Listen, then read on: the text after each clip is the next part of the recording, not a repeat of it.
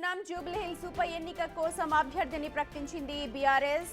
మాగంటి గోపీనాథ్ సతీమణి మాగంటి సునీత పేరు ఖరారు చేశారు.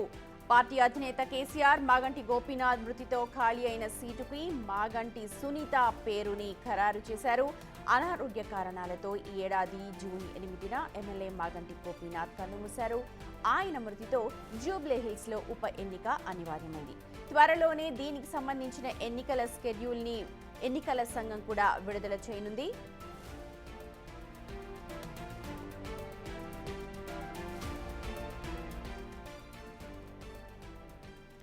ఇక సిట్టింగ్ సీటు కాపాడుకోవడం కోసం అన్ని పార్టీల కంటే ముందుగానే బీఆర్ఎస్ ఉప ఎన్నికకు రంగంలోకి దిగింది. అఫీషియల్ గా అనౌన్స్మెంట్ రాక ముందే నుంచే ఇప్పుడు గోపీనాథ్ సతీమణి సునీత నియోజకవర్గంలో విస్తృతంగా ప్రచారం కూడా చేస్తూ ఉన్నారు.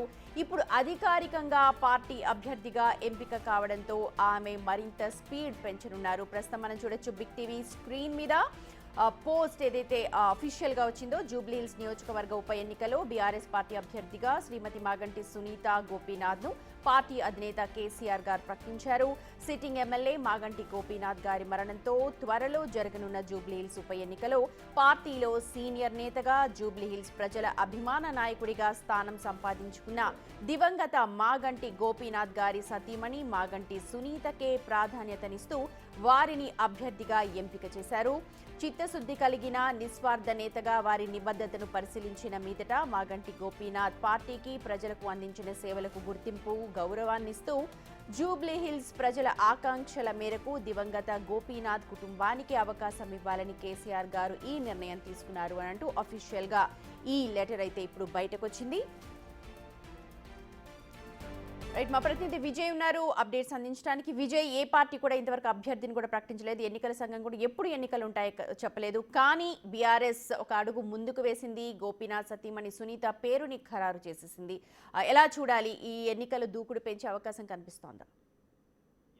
అయితే జూబ్లీహిల్స్ ఉప ఎన్నిక పైన ఇప్పటికే బీఆర్ఎస్ పార్టీ అయితే దృష్టి సారించినట్టుగా కూడా తెలుస్తా ఉంది. అయితే ఈ తరుణంలోనే బీఆర్ఎస్ అభ్యర్థిగా లేట్ మాగంటి గోపీనాథ్ యొక్క సతీమైనటువంటి సునీతను కూడా ఇప్పటికే పార్టీ అధినేత కేసీఆర్ ఫామ్ హౌస్ నుంచే అధికారికంగా కూడా ప్రకటించారు. అయితే సిట్టింగ్ ఎమ్మెల్యే మాగంటి గోపీనాథ్ మరణంతో ఈ యొక్క ఉప ఎన్నిక కూడా వస్తా ఉంది కాబట్టి సో పార్టీలో ఒక సీనియర్ నేతగా ఆయన ఉన్నారు. అలాగే జూబ్లీహిల్స్ ప్రజల యొక్క అభిమాన నాయకుడిగా కూడా స్థానం ఆయన సంపాదించుకున్నారు. అలాగే ఆ గోపీనాథ్ అందించినటువంటి సేవలు ఏవైతే ఉన్నాయో జూబ్లీహిల్స్ ప్రజలకు వాటన్నిటిని దృష్టిలో పెట్టుకొని మాగంటి అంటే ఆయన సతీమణి సునీతకే టికెట్ ను కూడా ఖరారు చేసినట్టుగా కేసీఆర్ అయితే ప్రకటించారు. మరొక పక్క కేటీఆర్ కూడా ఇటు సునీత కుటుంబానికి అంటే మాగంటి గోపీనాథ్ కుటుంబానికి మాట ఇచ్చినట్టుగా కూడా తెలుస్తా ఉంది. ఖచ్చితంగా ఈ ఎలక్షన్ అంటే ఈ బైపోల్ లో మిమ్మల్ని ఖచ్చితంగా గెలిపించుకుంటాం మేము, సో మేమంతా మీ వెంటే ఉంటామంటూ కూడా మాగంటి గోపీనాథ్ కుటుంబానికి అటు సునీతకు కూడా మాట ఇచ్చినట్టుగా అయితే తెలుస్తోంది. మరొక పక్క ఇటు సునీత అభిమానులందరూ కూడా అంటే మాగంటి గోపీనాథ్ అభిమానులందరూ కూడా ఇప్పటికే సునీత గెలుపు కోసం పనిచేయాలంటూ కూడా చర్చించుకున్నట్టుగా అయితే తెలుస్తోంది. ముఖ్యంగా అటు కేటీఆర్ మాట్లాడిన తర్వాత గోపీనాథ్ కుటుంబంతో కుటుంబ సభ్యులందరూ కూడా ముఖ్యంగా జూబ్లీహిల్స్ మొత్తం కాన్స్టిట్యున్సీ అంతా కూడా ఉన్నటువంటి ఓటర్లను మొత్తం పరామర్శించేందుకు ముఖ్యంగా వారి అంటే సునీత గెలుపు కోసం పాటుపడాలంటే కూడా వారితో మాట్లాడుతున్నటువంటి సందర్భాలు కూడా నెలకొన్నట్టుగా అయితే తెలుస్తోంది. ముఖ్యంగా బీఆర్ఎస్ అయితే జూబ్లీహిల్స్ ఉప ఎన్నికని ఖచ్చితంగా తిరిగి వారి సిట్టింగ్ సీట్ ని కాపాడుకునేందుకైతే అనేక విశ్వ ప్రయత్నాలు చేస్తున్నట్టుగా కూడా మనం చూస్తా ఉన్నాము. ముఖ్యంగా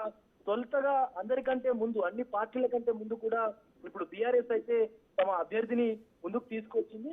సో ఇదే జోరు మీద ముందుకు వెళ్లి బీఆర్ఎస్ కు ఖచ్చితంగా జూబ్లీహిల్స్ స్థానాన్ని తమ సిట్టింగ్ స్థానాన్ని తిరిగి కైవసం చేసుకోవాలన్నట్టుగా కూడా మొత్తం ప్లాన్ రచిస్తున్నట్టుగా అయితే తెలుస్తా ఉంది. రైట్ విజయ్, మొత్తానికి బీఆర్ఎస్ పార్టీ ఒక అడుగు ముందుకు వేసింది. సిట్టింగ్ స్థానమైన జూబ్లీహిల్స్ స్థానాన్ని తిరిగి కైవసం చేసుకోవడానికి పావులు కదుపుతోంది. ఈ విధంగానే ముందుకు వెళ్తోంది.